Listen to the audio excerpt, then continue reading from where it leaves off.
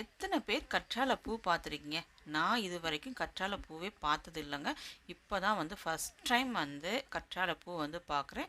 இது என் ஃப்ரெண்டு வீட்டில் தான் இந்த கற்றாழை பூ வந்து பூத்திருக்கு.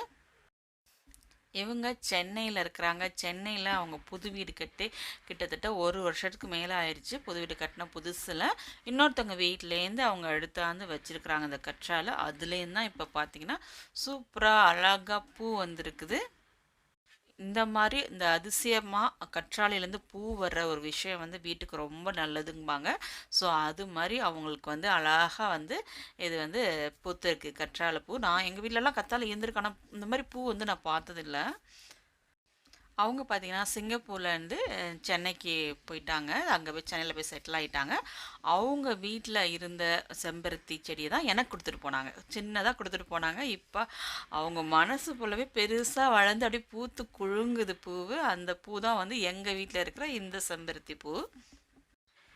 அவங்க கொடுத்துட்டு போகும்போது சின்ன செடியாக இருந்தது. இப்போ நான் அதுக்கு வந்து பாட்டெலாம் நல்லா மாற்றி மண்ணெல்லாம் புதுசாக வாங்கி போட்டு நல்லா மெயின்டைன் பண்ணாலும் நல்லா பெருசாக வளர்ந்துருச்சு. வரவங்களாம் கேட்பாங்க, எப்படி இது மெயின்டைன் பண்ணுறீங்க அப்படின்லாம். வேறு ஒன்றும் இல்லை, டெய்லி வந்து அரிசி கழுவுற தண்ணி, காயெல்லாம் கழுவுற தண்ணியெல்லாம் எடுத்து வச்சு ஊற்றுவேன்.